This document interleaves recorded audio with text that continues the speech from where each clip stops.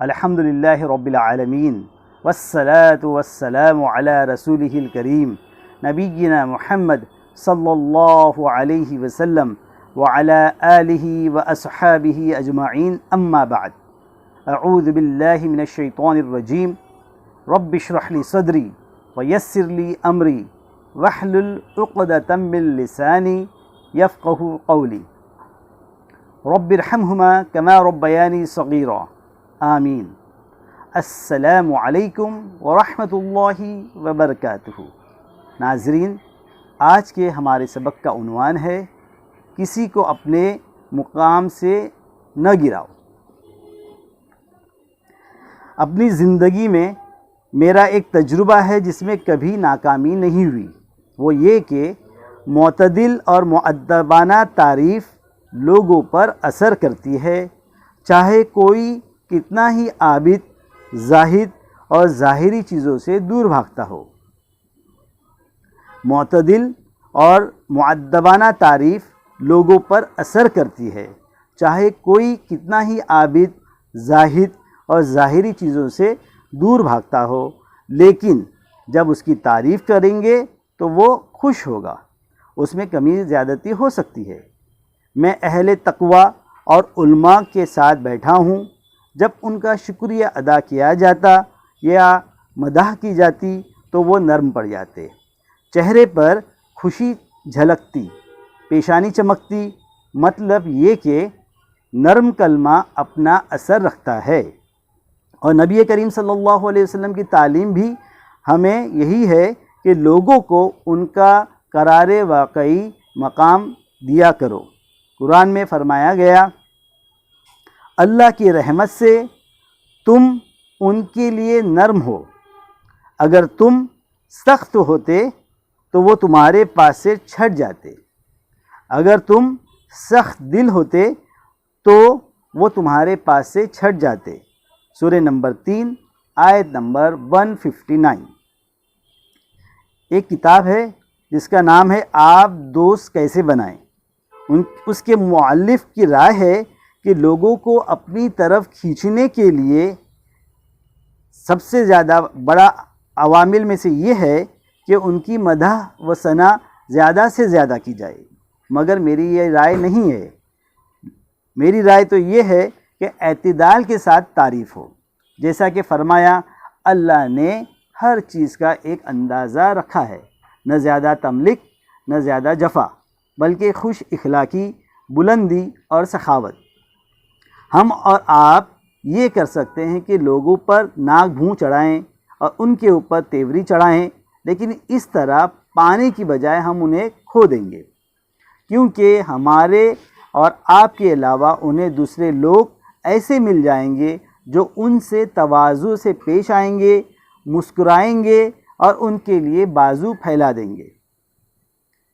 آپ کے جو ایمان والے پیروکار ہیں ان کے لیے اپنے بازو جھکا دیجئے۔ سورہ نمبر 26 آیت نمبر 215۔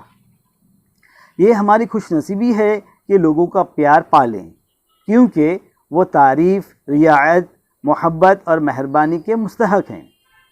وہ زمین میں اللہ کے گواہ ہیں، لوگوں سے بھلی بات کہو۔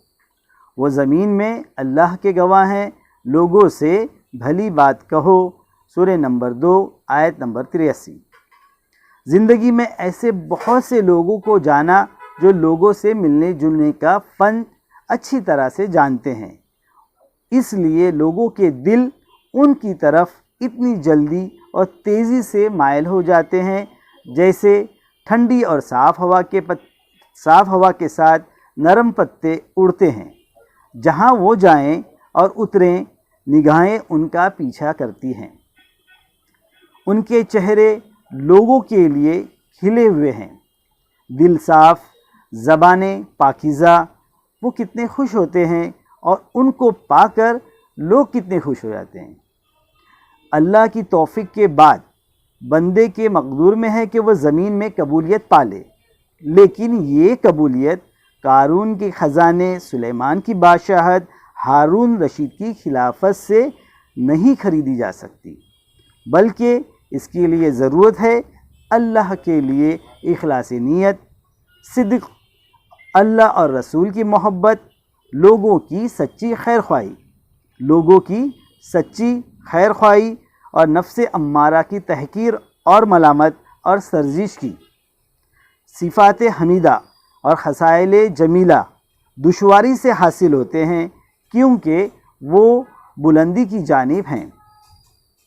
صفات حمیدہ اور خصائل جمیلہ دشواری سے یا مشکل سے حاصل ہوتے ہیں کیونکہ وہ بلندی کی جانب ہیں، جبکہ برے اخلاق اور شرارت طبع آسانی سے آ جاتی ہے کیونکہ وہ نیچے کی طرف جاتی ہے اور چڑھائی مشکل ہے جبکہ نزول آسان ہوا کرتا ہے۔ بقول شاعر، جو پست ہوگا ذلت اس کے لیے آسان ہو جائے گی، جو پست ہوگا ذلت اس کے لیے آسان ہو جائے گی کہ میت کے کسی زخم سے اسے کوئی تکلیف نہیں ہوتی۔ زندگی کا مزہ اور حقیقی لطف وہ ہے جو دوسروں کو خوش کر دے۔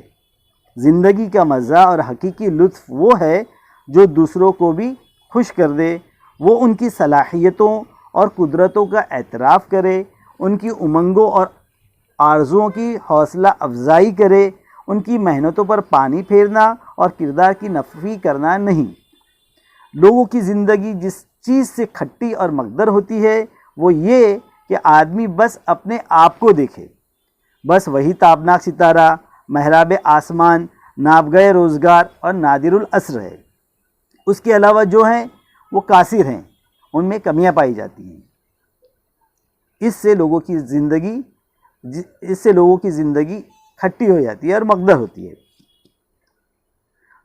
قرآن میں ہے، مرد دوسرے مردوں کا مذاق نہ اڑائیں، مرد دوسرے مردوں کا مذاق نہ اڑائیں۔ ممکن یہ ہے کہ یہ ان سے بہتر ہوں، نہ عورتیں دوسری عورتوں کا مذاق اڑائیں، ہو سکتا ہے یہ ان سے بہتر ہوں۔ سورہ نمبر 49 آیت نمبر 11۔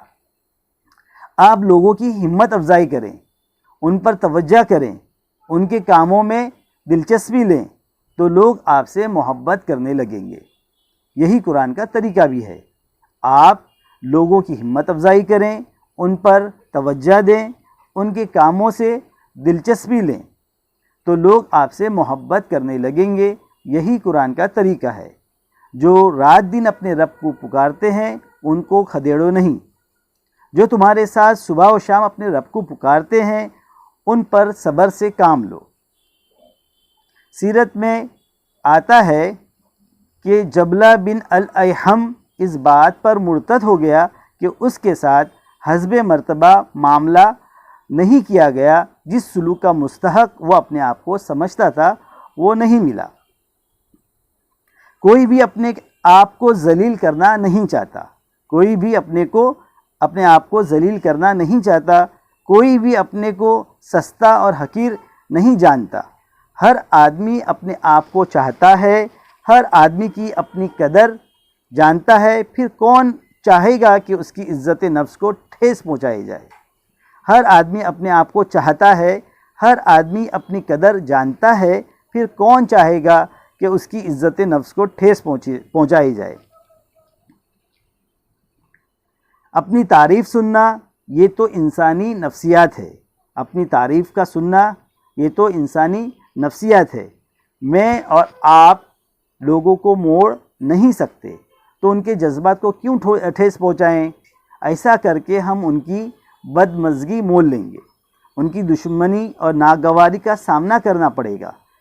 اس لیے اس چیز کو چھوڑ کر لوگوں کی زندگی میں جو خیر کا پہلو ہے، جو اچھے صفات ہیں، جو فضائل ہیں، ان پر نظر رکھیں اور ان کی کوتاہیوں اور غلطیوں سے صرف نظر کریں۔ اللہ سے دعا ہے کہ وہ ہمیں ایسا انسان بنا دے جیسا اسے مطلوب ہے۔ آمین۔ وآخر دعوانا ان الحمد للہ رب العالمین، والسلام علیکم ورحمۃ اللہ وبرکاتہ۔